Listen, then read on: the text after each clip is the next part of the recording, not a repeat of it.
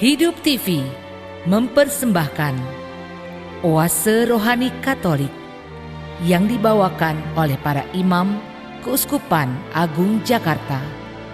Selamat menyaksikan.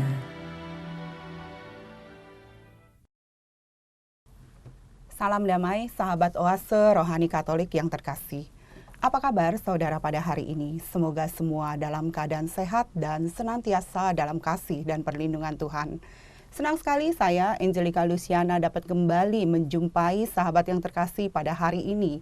Saya akan menemani dalam acara Oase Rohani Katolik. Sahabat yang terkasih, hari ini Gereja Katolik secara universal merayakan Pesta Yesus dipersembahkan di Bait Allah. Dan kita bersuka cita karena di studio telah hadir bersama kita Romo Yosef Purboyo Dias, yang akrab biasa kita sapa dan kita kenal dengan Romo Dias. Mari sahabat yang terkasih, kita bersama menyapa Romo.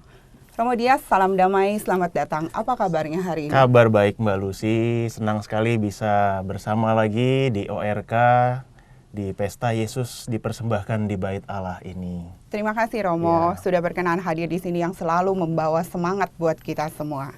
Sahabat yang terkasih, sebelum kita memulai permenungan pada hari ini, marilah kita satukan hati mengawali dengan sebuah doa yang akan dibawakan oleh Romo Dias. Mari kita bersatu di dalam doa, dalam nama Bapa dan Putera dan Roh Kudus. Amin. Allah Bapa yang Maha Kasih, kami mengucap syukur kepadamu atas segala bimbingan dan penyertaan-Mu dalam hidup kami. Dan pada hari ini kami ingin merenungkan sabda-Mu lewat pesta Yesus dipersembahkan di Bait Allah. Kami pun ingin mempersembahkan diri kami. Kami ingin mempersembahkan seluruh yang ada pada kami untuk memuji dan memuliakan nama-Mu. Semoga segala persembahan kami, segala hidup kami, pelayanan kami, sungguh-sungguh berkenan kepadamu. Dan semoga permenungan kami akan pesta Yesus yang dipersembahkan di Bait Allah, sungguh-sungguh membuka hati kami, membuka pikiran kami, akan besarnya cinta kasih-Mu di dalam hidup kami. Ini semua kami mohon dengan perantaraan Kristus Tuhan kami. Amin. Dalam nama Bapa dan Putera dan Roh Kudus. Amin. Kami mengingat, ya Allah, kasih setiamu di dalam bait-Mu. Seperti nama-Mu, ya Allah, demikian kemasyuran-Mu sampai ke ujung bumi. Sahabat yang terkasih, bacaan liturgi pada hari ini, bacaan pertama dari Nubuat Maleki atau bacaan dari surat kepada orang Ibrani, dan bacaan Injil Yesus Kristus hari ini menurut Santo Lukas. Dan saya akan membaca bacaan pertama pada hari ini. Bacaan dari surat kepada orang Ibrani. Saudara-saudara, orang-orang yang dipercayakan Allah kepada Yesus adalah anak-anak dari darah dan daging. Maka Yesus menjadi sama dengan mereka dan mendapat bagian dalam keadaan mereka, supaya oleh kematiannya ia memusnahkan iblis yang berkuasa atas maut, dan supaya dengan jalan demikian ia membebaskan mereka yang seumur hidupnya berada dalam perhambaan oleh karena takutnya kepada maut. Sebab sesungguhnya bukan malaikat-malaikat yang ia kasihani, tetapi keturunan Abraham. Itulah sebabnya dalam segala hal Yesus harus disamakan dengan saudara-saudaranya, supaya ia menjadi imam agung yang menaruh belas kasihan, yang setia kepada Allah untuk mendamaikan dosa seluruh bangsa. Karena ia sendiri telah menderita karena pencobaan, maka ia dapat menolong mereka yang dicobai. Demikianlah sabda Tuhan. Syukur kepada Allah. Mazmur tanggapan. Gapuramu lapangkanlah menyambut Raja mulia. Gapuramu lapangkanlah menyambut Raja mulia. Angkatlah kepalamu, hai pintu-pintu gerbang, dan bukalah dirimu lebar-lebar, hai pintu-pintu abadi, supaya masuklah Raja kemuliaan. Gapuramu lapangkanlah menyambut Raja mulia. Siapakah itu Raja kemuliaan? Tuhan yang jaya dan perkasa, Tuhan yang jaya dan perkasa, Tuhan yang perkasa dalam peperangan. Gapuramu lapangkanlah menyambut Raja mulia. Angkatlah kepalamu, hai pintu-pintu gerbang, dan bukalah dirimu lebar-lebar, hai pintu-pintu abadi, supaya masuklah Raja kemuliaan. Gapuramu lapangkanlah menyambut Raja mulia. Siapakah itu Raja kemuliaan? Dialah Tuhan semesta alam. Tuhan semesta alam, dialah Raja kemuliaan. Gapuramu lapangkanlah menyambut Raja mulia. Sahabat yang terkasih, sekarang marilah kita mempersiapkan hati untuk mendengarkan bacaan Injil. Haleluya, haleluya. Dialah terang untuk menerangi para bangsa dan kemuliaan bagi umat-Mu Israel. Haleluya. Tuhan sertamu Dan sertamu juga. Inilah Injil Yesus Kristus menurut Lukas. Dimuliakanlah Tuhan. Ketika genap waktu pentahiran menurut hukum Taurat Musa, Maria dan Yusuf membawa anak Yesus ke Yerusalem untuk menyerahkannya kepada Tuhan. Seperti ada tertulis dalam hukum Tuhan, semua anak laki-laki sulung harus dikuduskan bagi Allah. Juga mereka datang untuk mempersembahkan kurban menurut apa yang difirmankannya dalam hukum Tuhan, yaitu sepasang burung tekukur atau 2 ekor anak burung merpati. Waktu itu adalah di Yerusalem seorang bernama Simeon. Ia seorang yang benar dan saleh hidupnya, yang menantikan penghiburan bagi Israel. Roh Kudus ada di atasnya, dan kepadanya telah dinyatakan oleh Roh Kudus bahwa ia tidak akan mati sebelum melihat Mesias, yaitu Dia yang diurapi Tuhan. Atas dorongan Roh Kudus, Simeon datang ke Bait Allah. Ketika anak Yesus dibawa oleh orang tuanya untuk melakukan kepadanya apa yang ditentukan hukum Taurat, Simeon menyambut anak itu dan menatangnya sambil memuji Allah, katanya, "Sekarang Tuhan, biarkanlah hamba-Mu ini pergi dalam damai sejahtera, sesuai dengan firman-Mu. Sebab mataku telah melihat keselamatan yang daripada-Mu, yang telah Engkau sediakan di hadapan segala bangsa, yaitu terang yang menjadi pernyataan bagi bangsa-bangsa lain dan menjadi kemuliaan bagi umat-Mu Israel." Yusuf dan Maria amat heran akan segala sesuatu yang dikatakan tentang kanak Yesus. Lalu Simeon memberkati mereka dan berkata kepada Maria, ibu anak itu, "Sesungguhnya anak ini ditentukan untuk menjatuhkan atau membangkitkan banyak orang di Israel, dan untuk menjadi suatu tanda yang menimbulkan perbantahan, dan suatu pedang akan menembus jiwamu sendiri, supaya menjadi nyata pikiran hati banyak orang." Ada juga di situ seorang nabi perempuan, anak Fanuel, dari suku Asyer, namanya Hana. Ia sudah sangat lanjut umurnya. Sesudah menikah, ia hidup 7 tahun bersama suaminya, dan sekarang ia sudah janda, berumur 84 tahun. Ia tidak pernah meninggalkan bait Allah, dan siang malam beribadah dengan berpuasa dan berdoa. Pada saat anak Yesus dipersembahkan di bait Allah, Hana pun datang ke bait Allah dan bersyukur kepada Allah serta berbicara tentang anak Yesus kepada semua orang yang menantikan kelepasan untuk Yerusalem.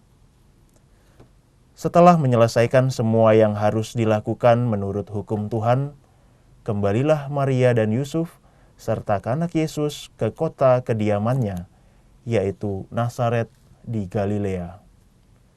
Anak itu bertambah besar dan menjadi kuat, penuh hikmat dan kasih karunia Allah ada padanya. Demikianlah Injil Tuhan. Terpujilah Kristus. Romo Dias, sebelum kita memulai dialog iman pada hari ini, Romo bisa memberikan penjelasan secara singkat kenapa kita hari ini merayakan pesta Yesus dipersembahkan di Bait Allah. Baik, saudara-saudari, kita hari ini merayakan pesta Yesus dipersembahkan di Bait Allah.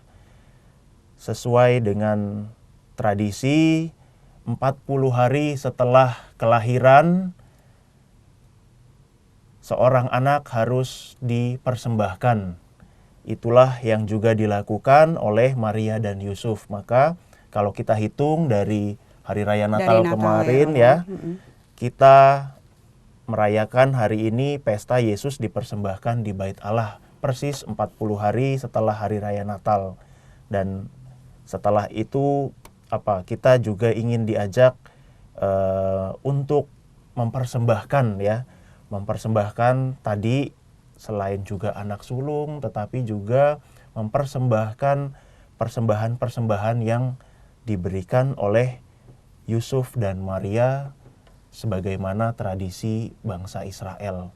Kalau dikatakan tadi dalam Injil, mereka mempersembahkan sepasang burung tekukur atau 2 ekor anak burung merpati. Itulah yang mereka persembahkan. Selain tadi Yesus yang dipersembahkan anak sulungnya, mereka juga menurut hukum tradisi mereka harus mempersembahkan burung tekukur sepasang dan anak burung merpati sebagai persembahan yang harus dibawa kepada Bait Allah itu. Iya, nanti kita akan bahas lebih lanjut di dialog pada bahasan Injil ya Romo yang berkaitan.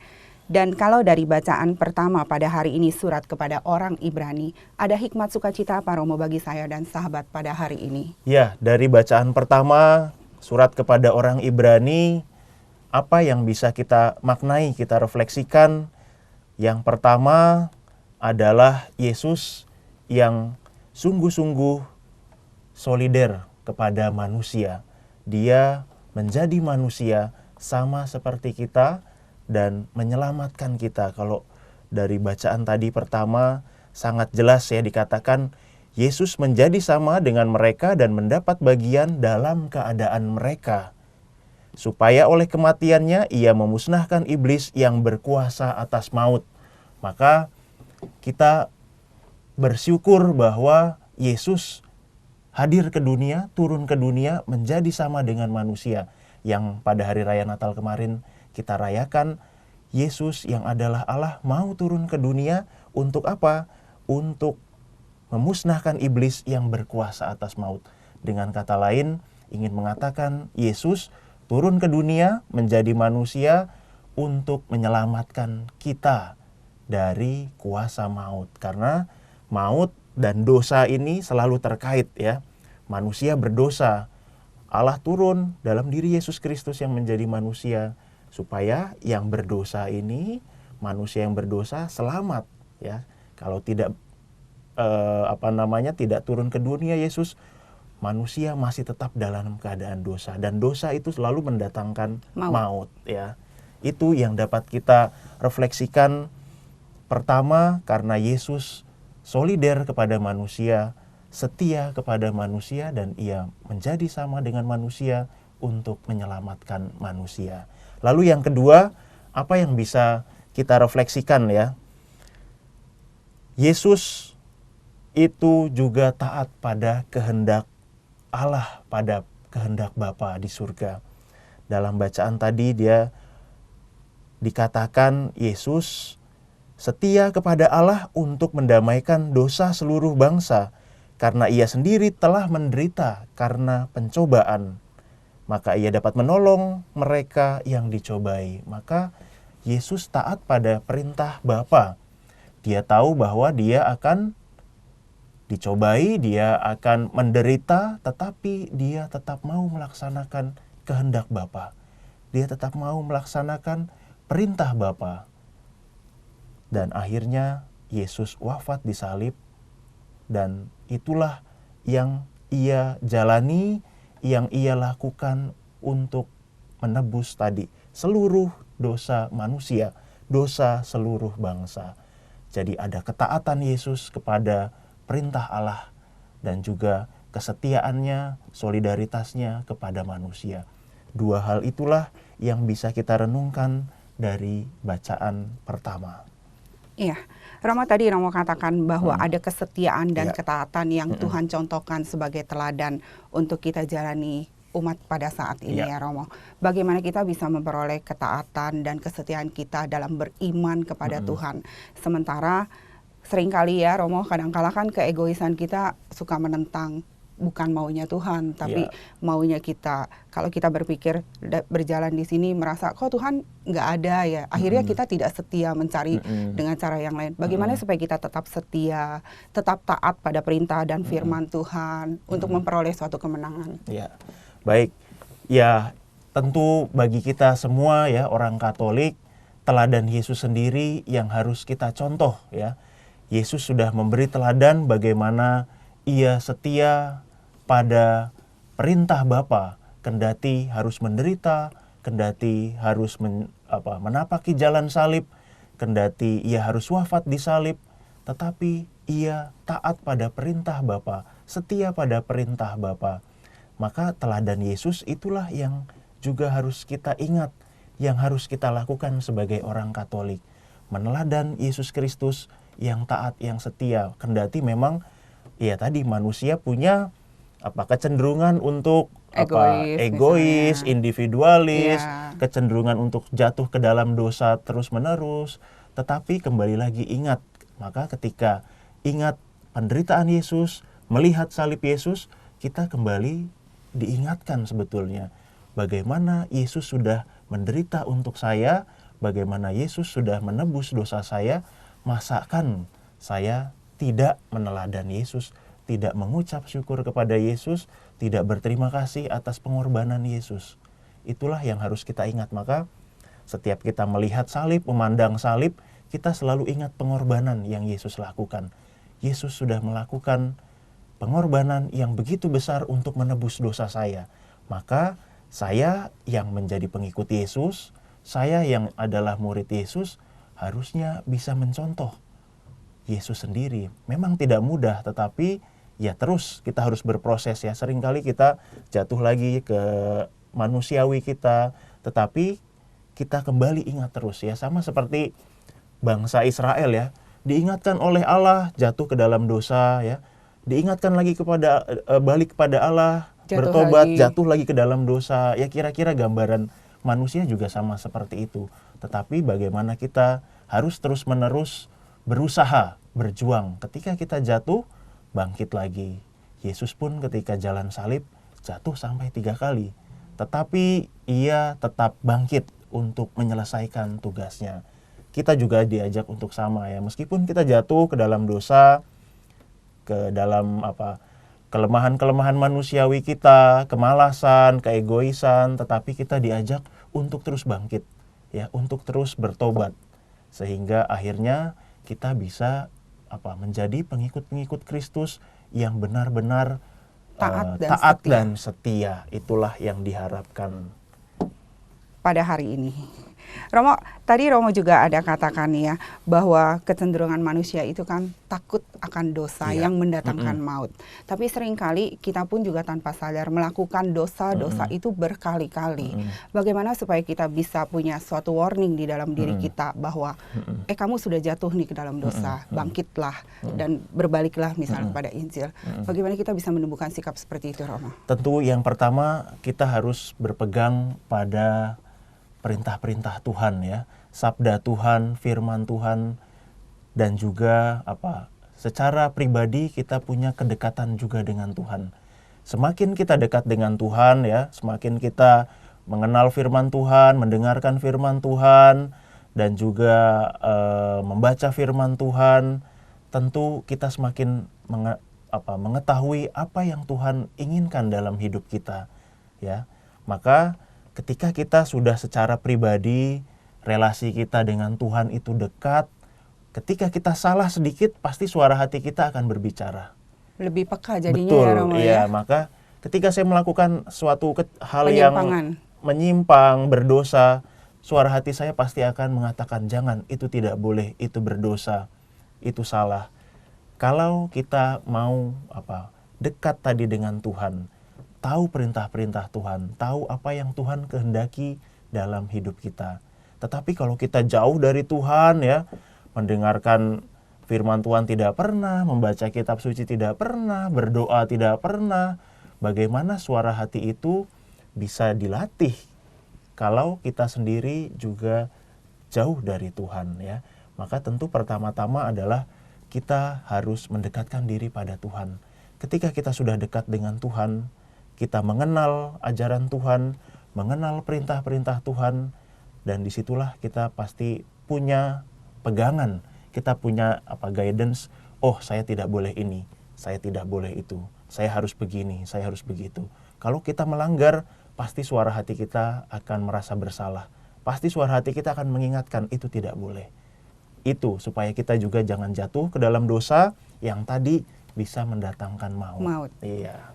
Jadi kita harus selalu mendekatkan diri Iya. dengan Tuhan seperti dengan cara berdoa, Iya. berekaristi. Iya, banyak hal yang bisa kita lakukan untuk kita mendekatkan diri dengan Tuhan ya. Tentu secara pribadi, devosi-devosi, berdoa secara pribadi, ikut perayaan ekaristi, baik harian ataupun mingguan, mengaku dosa secara rutin, itu adalah hal-hal yang bisa kita lakukan untuk kita semakin menjadi pengikut Kristus yang juga dekat dan bisa meneladani Yesus sendiri. Berarti pengakuan dosa itu harus dilakukan bukan hanya menunggu pada saat Betul, Natal dan Paskah dong ya. ya Romo ya, supaya kita bisa mempunyai kemurnian hati ya. Iya, pengakuan dosa jangan menunggu. Nanti sajalah ketika sudah mau Paskah, baru saya ngaku dosa. Tentu salah. Kalau memang sudah ada dosa yang dilakukan dan itu mengganggu suara hati saya, mengganggu diri saya, sehingga saya merasa tidak nyaman, merasa tidak layak ketika mau menyambut tubuh Kristus, maka minta sakramen tobat langsung kepada Romo. Jadi jangan menunggu sampai hari raya atau sampai nanti sudah berapa tahun baru kemudian mengaku dosa, tidak. Tetapi kalau sudah merasa saya berdosa, saya merasa tidak layak, saya merasa tidak pantas, lakukanlah sakramen tobat, mintalah sakramen tobat, minta pengampunan. Itu yang harus kita lakukan.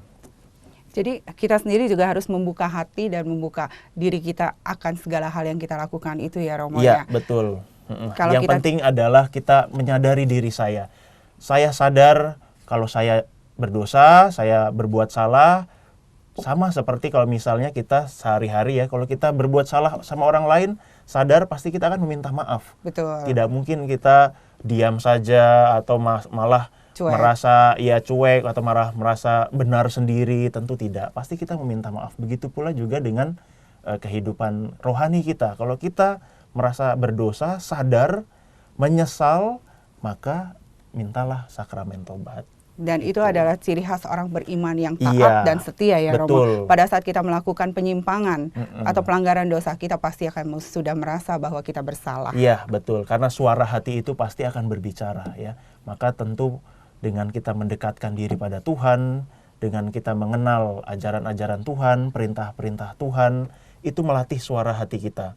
Sehingga kita tahu, oh ini tidak diperbolehkan dalam gereja. Oh ini berdosa, ini dilarang oleh perintah Tuhan. Karena kita mengetahui hal itu. Tapi kalau kita sama sekali tidak mengetahui ajaran Yesus itu apa sih? Perintah Tuhan itu apa sih? Perintah gereja itu apa sih? Tentu suara hati juga tidak tahu mana yang benar, mana yang salah. Akan bisu, jadi tidak pernah terdengar ya Romo ya.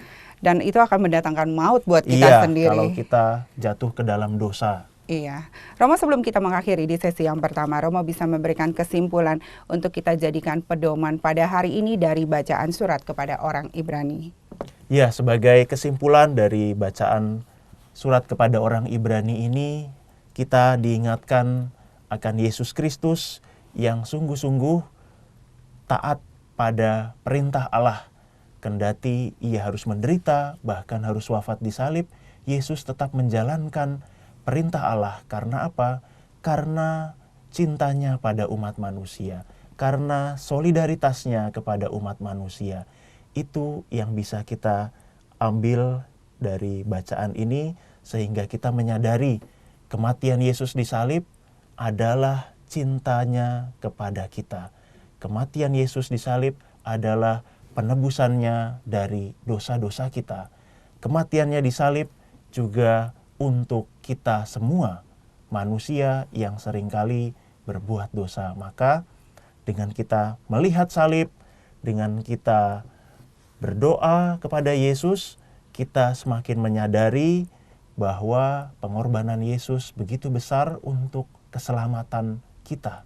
Maka kita pun juga diajak untuk meneladani Yesus sendiri yang mau berkorban, yang telah menyelamatkan kita dan hidup seturut dengan perintah Allah. Itu yang bisa kita ambil dari bacaan hari ini. Dan belajarlah untuk setia Iya. dan taat, karena Tuhan lebih dulu setia dan taat kepada Allah. Iya, betul sekali. Romo Dias, Mbak ini Lucy. menarik sekali, tapi kita akan jeda sesaat dulu ya. Ya. Sahabat yang terkasih, kita akan merenungkan sesaat apa yang sudah disampaikan oleh Romo Dias. Dan kita akan kembali pada perbincangan rohani di sesi yang kedua. Hidup TV mempersembahkan Oase Rohani Katolik yang dibawakan oleh para imam Keuskupan Agung Jakarta. Selamat menyaksikan. Salam damai, sahabat Oase Rohani Katolik yang terkasih. Kembali lagi bersama Romo Yosef Purboyo Dias dan saya, Angelika Luciana. Anda masih menyimak Oase Rohani Katolik. Sahabat yang terkasih, bila Anda mempunyai pertanyaan seputar iman, Anda dapat menyampaikan melalui SMS 0822 1036 1555 atau Anda dapat men-sharingkan pengalaman iman Katolik Anda melalui email orkaj@yahoo.com. Romo Dias, kita kembali lagi pada dialog iman di sesi yang kedua. Dalam bacaan Injil pada hari ini menurut Santo Lukas, ada hikmat sukacita apa, Romo? Ya, dari bacaan Injil hari ini kita mendengar Yesus dipersembahkan ke Bait Allah oleh Yusuf dan Maria. Yang pertama tentu Maria dan Yusuf ini, keluarga kudus Nazaret ini adalah keluarga yang taat beribadah, ya, taat beragama karena mereka menjalankan hukum Taurat, ya. Dalam bacaan tadi di awal dikatakan ketika genap waktu pentahiran menurut hukum Taurat Musa, Maria dan Yusuf membawa anak-anak Yesus ke Yerusalem untuk menyerahkannya kepada Tuhan. Maka dari sini kita sudah tahu bahwa ternyata Maria dan Yusuf, keluarga ini adalah keluarga yang taat beribadah, ya. Iya. Dia membawa Yesus untuk dipersembahkan ke Bait Allah sesuai dengan ajaran dan hukum agama mereka, ya, seturut dengan tradisi Yahudi juga. Itu yang pertama, bahwa mereka keluarga yang taat beribadah. Lalu yang kedua, mereka mempersembahkan Yesus seturut dengan aturan Taurat Musa. Lalu di situ juga dikatakan mereka mempersembahkan sepasang burung tekukur dan 2 ekor anak burung merpati. Seperti tadi sudah saya singgung di bagian awal, bagi keluarga yang tidak mampu, mereka boleh mempersembahkan sepasang burung tekukur atau 2 ekor anak burung merpati. Sementara keluarga yang mampu, biasanya mereka mempersembahkan lembu tambun untuk dipersembahkan kepada Bait Allah. Maka dari bacaan tadi dikatakan Yusuf dan Maria ini orang yang sederhana, karena mereka hanya mampunya mempersembahkan burung merpati dan tekukur itu, ya, bukan lembu tambun. Jadi mereka memang keluarga yang sederhana. Yesus lahir di tengah keluarga yang sederhana, ya. Meskipun Allah, ya, tetapi mereka, Yusuf dan Maria, tidak menuntut, ya, saya ini melahirkan anak Allah, putra Allah, harusnya saya status sosialnya ini Lebih tidak, tinggi, ya. harusnya. Justru malah dia sederhana, dan itulah yang ingin ditampilkan, bahwa Yesus sendiri hadir di tengah-tengah orang yang sederhana. Yesus sendiri hadir di tengah-tengah keluarga yang sederhana. Maka nanti selanjutnya ya dalam kisah-kisah karya-karya Yesus pun dia tetap konsisten hidup, membantu, berkarya di tengah orang-orang yang sederhana, bahkan orang-orang berdosa sekalipun. Itulah yang ingin digambarkan bahwa ternyata Allah itu solidernya tadi itu bukan cuma sekedar menjadi manusia, tetapi solider kepada manusia, orang-orang yang sederhana-sederhana ini. Orang-orang miskin, orang-orang berdosa, pemungut cukai, itu yang nanti menjadi karya-karya Yesus dalam hidupnya. Itu hal yang bisa kita refleksikan di bagian pertama dari Injil ini, bahwa orang tua Yesus, Yusuf dan Maria, adalah orang yang taat beragama, taat beribadah, menjalankan hukum Taurat, dan yang kemudian Yesus lahir di tengah kesederhanaan keluarga yang sederhana. Dan Yusuf dan Maria, orang yang sederhana, mempersembahkan juga burung tekukur sesuai dengan kemampuannya dan mempersembahkan kanak-kanak Yesus. Lalu yang kedua adalah kita mendengar tadi Simeon yang telah menanti-nanti Mesias yang akan datang. Ketika Yesus dipersembahkan ke bait Allah, Simeon menyambut anak itu dan menatangnya sambil memuji Allah. Yang kita dengar biasa kita didaraskan dalam doa ofisi Kidung Simeon. Sekarang Tuhan, biarkanlah hamba-Mu ini pergi dalam damai sejahtera sesuai dengan firman-Mu, sebab mataku telah melihat keselamatan yang daripadamu, yang telah Engkau sediakan di hadapan segala bangsa, yaitu terang yang menjadi penyertaan bagi bangsa-bangsa lain dan menjadi kemuliaan bagi umat-Mu Israel. Inilah Kidung Simeon yang merupakan refleksi pengalaman Simeon yang menanti-nantikan Mesias itu, menanti-nantikan Sang Juru Selamat itu. Dan ketika sudah melihatnya, sudah melihat Yesus, menatang Yesus yang Mesias itu, dia kemudian berkata, bersyukur seperti itu. Itu yang kedua, bagaimana menantikan Mesias, Simeon yang menantikan Mesias, kedatangan Juru Selamat, akhirnya yang diyakini, dipercayai bahwa Yesus sungguh-sungguh Mesias yang hadir itu, sungguh-sungguh membuat Simeon bersyukur atas janji Tuhan yang terlaksana dalam diri Yesus. Romo, saya mau bertanya, tadi Romo ada jelaskan tentang di awal bagaimana Yusuf dan Maria mempersembahkan bayi Yesus, berarti mempersembahkan sesuatu yang berharga ya Romo. Kemudian juga di dalam persembahan yang berharga itu, dia mempersembahkan dalam kesederhanaannya, berarti dengan apa adanya. Kita bisa mengimplementasikan dalam hidup kita sehari-hari untuk bisa memberikan yang terbaik bagi Tuhan, tapi juga dengan kesederhanaan kita dan kemampuan kita tentunya. Bagaimana Romo? Iya, memang membawa persembahan itu atau memberikan persembahan, kita tidak harus menunggu sampai kita mampu dulu, orang kaya dulu, punya ini itu dulu, baru saya mau mempersembahkan.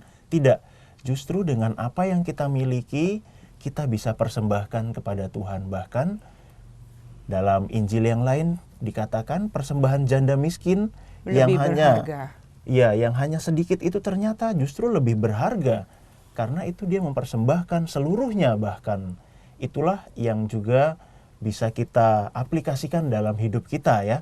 Kita jangan menunggu sampai menjadi orang kaya dulu, punya ini itu dulu, jadi mampu dulu, baru kemudian saya memberikan persembahan untuk Tuhan atau untuk gereja. Tidak, tetapi dengan apa yang kita miliki saat ini, kita syukuri, kita persembahkan kepada Tuhan. Tuhan memberikan saya berkat sekarang, saat ini, segini, saya persembahkan untuk Tuhan, saya persembahkan untuk gereja, saya persembahkan untuk melayani orang-orang yang miskin. Itulah persembahan yang berarti. Jangan menunggu sampai kita punya dulu, tetapi apa yang ada, yang kita miliki saat ini, yang Tuhan berikan saat ini, itu bisa kita persembahkan. Persembahan tidak melulu soal materi juga ya, tetapi juga tenaga kita, waktu kita, pelayanan kita, itu juga bagian dari persembahan yang hidup untuk Tuhan. Maka bukan sekedar materi, tetapi benar-benar sungguh kita mempersembahkan. Bahkan diri kita pun juga bisa kita persembahkan untuk Tuhan, untuk sesama ya. Menjadi biarawan, biarawati, menjadi imam, bruder, tentu mempersembahkan diri untuk pelayanan kepada Tuhan dan sesama. Itu juga persembahan yang hidup ya. Bapak Ibu yang bekerja, saudara-saudari yang bekerja, mempersembahkan di tengah kesibukannya, mempersembahkan waktunya, mempersembahkan dirinya untuk bisa tetap pelayanan di gereja, ikut kelompok-kelompok kategorial atau apapun itu untuk melayani di gereja. Itu adalah bagian persembahan juga. Iya, Romo, gereja dimulai dari sebuah keluarga, gereja betul. kecil ya. Dan di sini pun kita juga mendapatkan suatu teladan bahwa keluarga Kudus Nazaret mempunyai sikap yang taat dan setia sehingga mempersembahkan yang terbaik di dalam bait Allah. Di dalam keluarga, apa yang bisa kita implementasikan, Romo, untuk kita pun bisa mempersembahkan yang baik bagi gereja dan juga bagi sesama? Ya, baik untuk keluarga-keluarga Kristiani, keluarga-keluarga Katolik ya, tentu kita juga diajak untuk mempersembahkan. Kalau Yusuf dan Maria mempersembahkan Yesus ke bait Allah, mempersembahkan apa yang dia miliki, yang dia mampu, sepasang burung tekukur, tentu kita juga diajak untuk mempersembahkan diri kita sebagai satu keluarga. Maka Bapak Ibu, keluarga-keluarga Kristiani juga bisa mempersembahkan dirinya untuk pelayanan gereja, untuk pelayanan kepada sesama. Jangan menunggu sampai saya mampu dulu, tetapi apa yang bisa saya berikan untuk Tuhan, untuk gereja dan untuk sesama. Kalau saya mampu memberikan tenaga saya bantu, saya berikan, saya persembahkan tenaga saya. Kalau saya mampu memberikan materi untuk pembangunan gereja, pembangunan jemaat atau apapun itu, saya berikan, keluarga saya berikan ya. Tetapi tentu harus didasari pada keikhlasan, itu yang paling penting ya. Ikhlas dan tulus ya, Ikhlas Romo, ya? dan tulus dalam mempersembahkan sesuatu. Jangan sampai persembahannya besar tetapi ternyata dalam hatinya tidak ikhlas. Dalam hatinya menggerutu, dalam hatinya marah. Tentu tidak akan menjadi berkat. Betul. Ya. Maka sebesar apapun atau sekecil apapun, asal didasarkan atas ketulusan dan keikhlasan untuk mempersembahkan segala sesuatu kepada Tuhan, kepada gereja, tentu itu lebih bernilai dan berarti dan menjadi berkat bagi kita juga. Maka keluarga-keluarga Kristiani, mungkin ada juga yang ingin mempersembahkan yang lain ya. Ada keluarga Katolik yang saya mempersembahkan anak sulung saya ya, atau anak saya yang terbaik untuk Tuhan, menjadi imam, menjadi suster. Saya persembahkan. Itu pun juga bentuk persembahan dari keluarga-keluarga Kristiani. Iya, Romo, tadi yang dari bacaan Injil ya, Romo, dalam persembahan Yesus ke dalam bait Allah, ada suatu penantian yang luar biasa dari seorang Simeon dan Hana yang menantikan hadirnya Sang Juru Selamat. Kita pun demikian sebenarnya dalam hidup ini ya, Romo. Iya, kita juga menantikan dan dalam penantian kita yang kedua, yang parousia, kedatangan Tuhan yang kedua, kita juga menantikan juga ya hal yang sama seperti Simeon dan Hana lakukan, menanti Mesias datang. Kita juga menanti Mesias datang kedua kalinya itu. Yang kedatangan pertama sudah kita rayakan ketika hari raya Natal, di mana Yesus Kristus, Mesias, Putra Allah yang menjadi manusia turun ke dunia. Lalu nanti kedatangannya yang kedua tentu kita nantikan pada akhir zaman itu ya. Maka kita pun juga sama menantikan kedatangan Mesias seperti Simeon dan Hana. Dan ketika Yesus itu datang, Mesias itu datang yang kedua, tentu kita berharap dalam keadaan yang sudah bersih sungguh-sungguh, akhirnya kita bisa diselamatkan pada kedatangan Yesus yang kedua. Maka penantian akan kedatangan itu ya, Hana dan Simeon dia menanti dengan berpuasa dan berdoa di dalam bait Allah. Kita juga tidak lupa, kita menantikan kedatangan Mesias yang kedua juga dengan situasi atau dengan hal yang sama ya. Kita harus juga berdoa dalam berpuasa dan juga hidup menurut kehendak Allah. Sehingga hidup kita sungguh-sungguh memang berkenan kepada Allah. Jadi jangan kita menanti hanya sekedar menanti saja tapi tidak mengerjakan Tidak melakukan apa-apa. sesuatu. Iya, tidak melakukan sesuatu, tidak berdoa apalagi ya. Tentu juga Akan salah sia-sia. ya, sia-sia. Justru dari Simeon dan Hana kita juga bisa belajar hal itu ya. Penantian mereka adalah dengan beribadah, berpuasa, berdoa, tidak pernah meninggalkan bait Allah ya. Tentu dengan sebuah penantian yang sudah seturut dengan kehendak Allah, kita hidup baik ya. Kemudian kita menjalankan perintah Tuhan, kita melayani sesama, melayani Tuhan. Tentu itu adalah bagian dari perintah Tuhan sekaligus juga penantian yang kita lakukan. Sambil nanti ketika kedatangan Yesus yang kedua, kita sungguh-sungguh siap dan bisa diselamatkan. Itu yang bisa kita renungkan. Romo, kan penantian Simeon dan Hana di dalam bait Allah itu sepenuh hati yang tadi sudah Romo jelaskan juga. Sepenuh hati dia menyerahkan semuanya dalam penyelenggaraan karya-karya Allah. Sehingga ia bisa menjadi orang suci yang hidupnya berhikmat. Iya. Kita bagaimana bisa menjadi orang yang sepenuhnya untuk memperoleh kita sebagai orang berhikmat, menyerahkan segala sesuatu dalam karya Allah, Romo. Oke, baik. Mereka penuh dengan hikmat ya, karena tadi mereka itu tidak pernah meninggalkan bait Allah, dikatakan tadi dalam Injil, siang malam beribadah dengan berpuasa dan berdoa. Sehingga memang mereka fokus untuk menantikan kedatangan Tuhan. Dan hidupnya fokus untuk tadi berdoa, beribadah, berpuasa. Kita pun juga sama ya, kita memohon hikmat Tuhan ya dengan hal yang sama juga.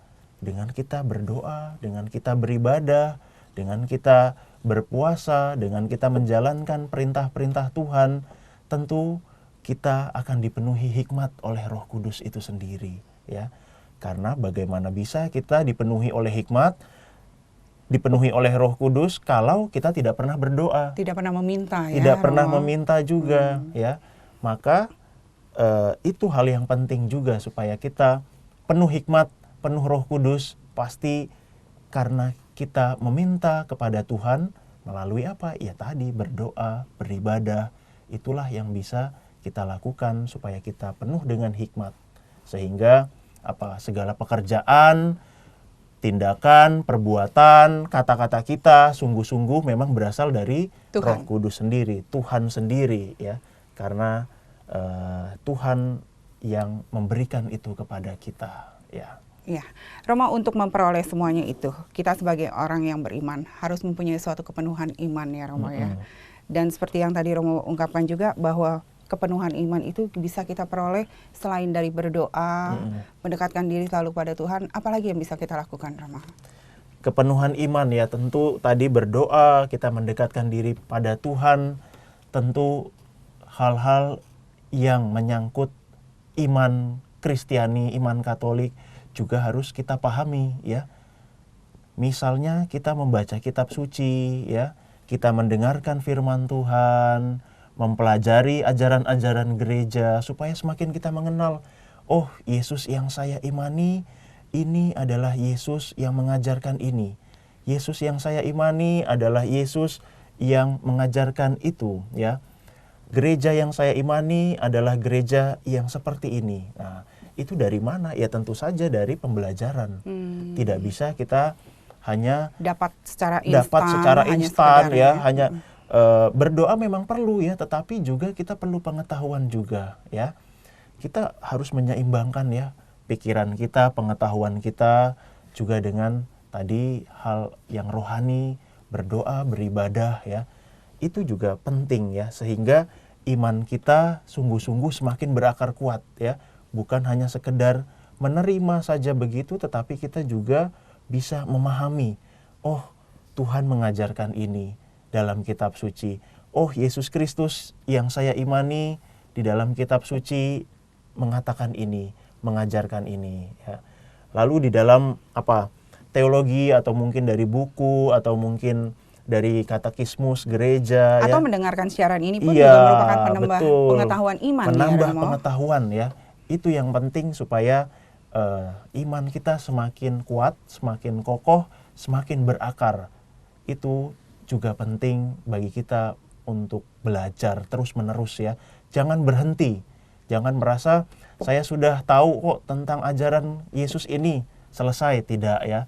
Tetapi kita harus terus-menerus belajar ya. Itulah manusia kan harus Hidup itu adalah proses belajar proses terus-menerus belajar ya, Romo, terus-menerus ya. supaya kita semakin lama semakin bijaksana, semakin berhikmat, semakin memahami gitu. Betul. Romo Dias, sebelum kita mengakhiri dan Romo memberikan kesimpulan, Romo mungkin bisa menyapa sahabat yang pada hari ini, opa, oma, juga mereka yang sedang sakit, di dalam keterbatasan mereka, di dalam kesakitan mereka mau mempersembahkan yang baik bagi Tuhan. Oke, baik bagi saudara-saudari yang sedang sakit, opa, oma yang juga sedang terbaring sakit, kita tetap percaya penyertaan Tuhan di dalam hidup kita, dan di tengah penderitaan ingatlah selalu bahwa Tuhan Yesus juga menderita. Tuhan Yesus juga sakit sama seperti manusia. Tuhan Yesus merasakannya juga. Maka di tengah penderitaan sakit yang kita alami, satukanlah penderitaan kita dengan penderitaan Kristus sendiri. Ingatlah juga bahwa Yesus Kristus juga menderita. Maka ketika kita saat menderita, saat sakit, kita melihat juga Yesus Kristus yang dulu sakit, menderita ketika menjalani jalan salibnya, ketika menebus dosa kita. Maka tidak lain dan tidak bukan opa, oma, saudara-saudari umat Katolik yang sedang sakit, kita memohon rahmat juga kekuatan supaya di tengah penderitaan kita bisa kuat menjalaninya seperti Yesus sendiri, dan akhirnya Yesus sendiri yang memberikan rahmat kesembuhan, rahmat keselamatan untuk kita semua, saudara-saudari yang sedang sakit, juga opa oma yang juga mungkin sedang sakit. Maka opa oma, saudara-saudari yang sakit, satukanlah penderitaan yang kita alami dengan penderitaan Kristus dan mohonlah kekuatan daripadanya. Serahkan diri kita, segala sakit penyakit kita kepada Tuhan.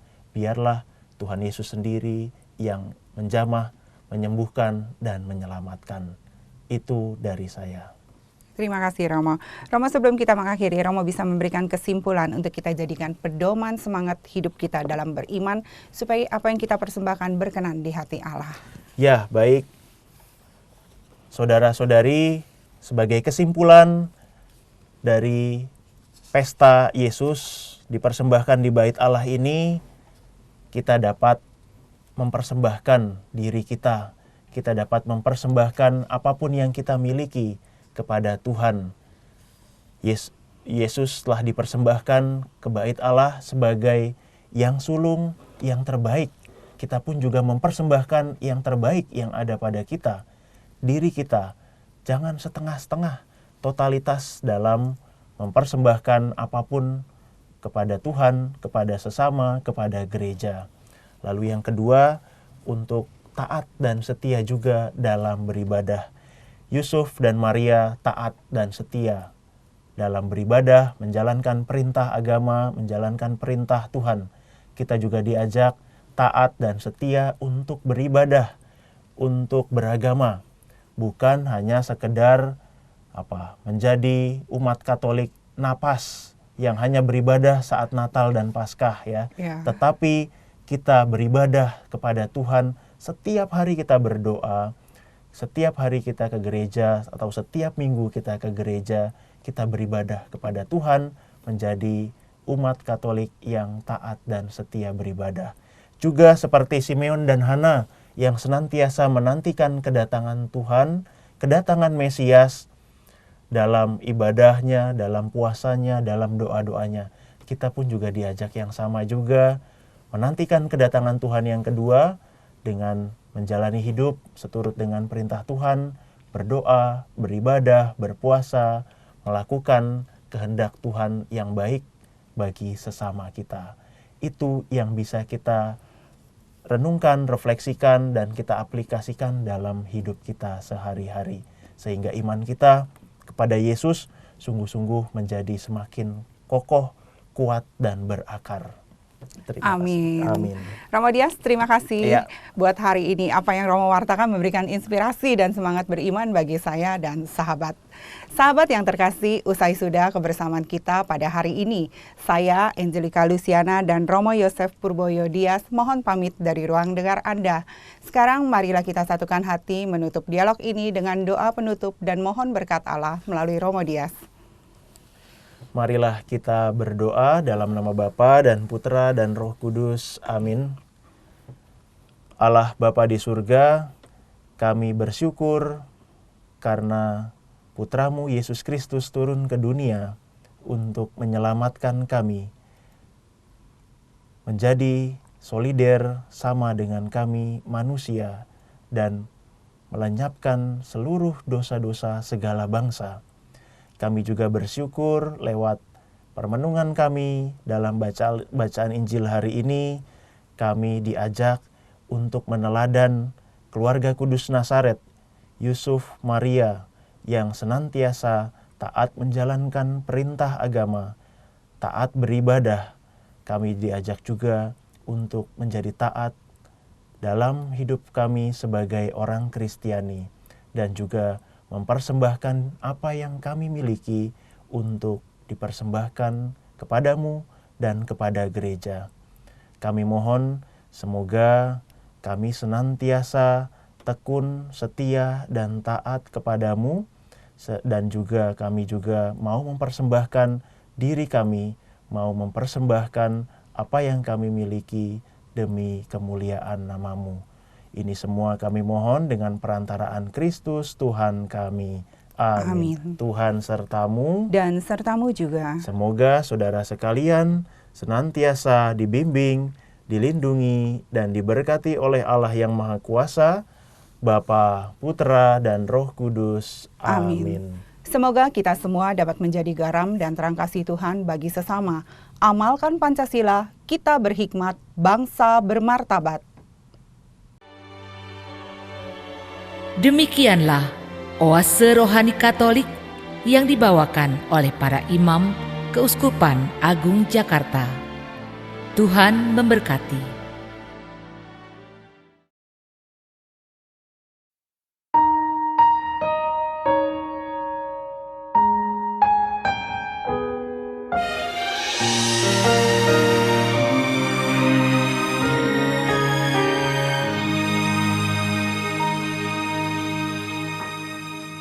Hari ini ku berjanji di hadapan altar suci, janji sehidup semati,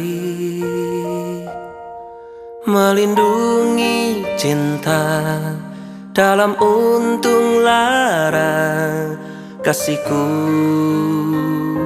setia, janji untuk setia adalah berkat Tuhan. Aku mengasihimu dengan apa adanya, jalani hidup ini dengan bersungguh hati, menemanimu sampai akhir nanti.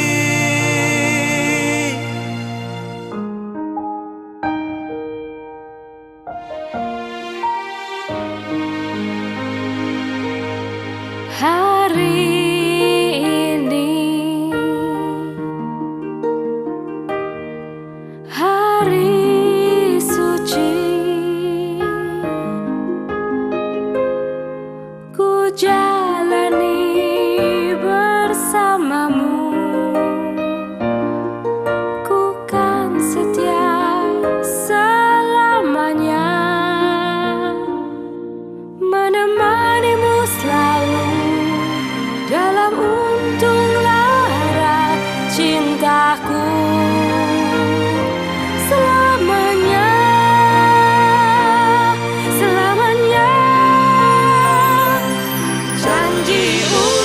setia adalah berkat Tuhan.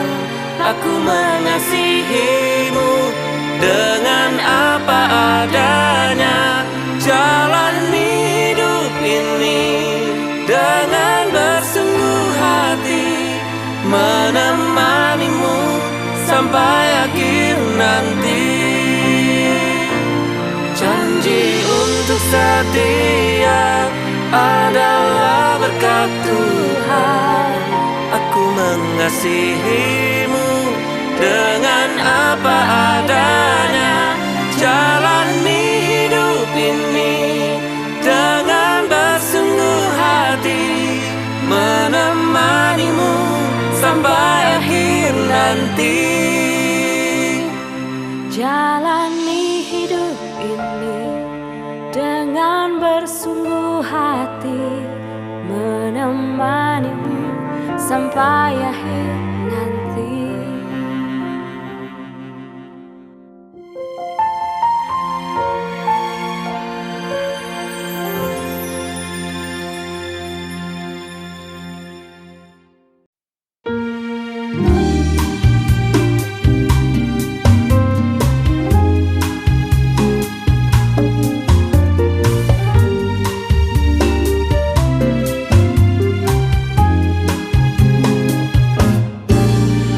Di dalam hidupku yang pernah ku jalani, tak aku sadari arahku menuju. Seakan semua membawa bahagia, meski sesungguhnya hanya sementara. Selalu ku sadari Tuhan mendampingi dalam kesesatan dan persoalanku. Selalu ku berdoa dengan iman teguh. Tuhan menuntun langkahku selamanya. Tiap kali aku datang padanya, ada jalan yang ditunjukkannya. Setiap kali aku berdoa, Dia meneguhkanku. Di hadapan tahta-Mu yang suci, ku dapati kekuatan baru. Setiap kali aku berdoa, ku menemukan-Mu.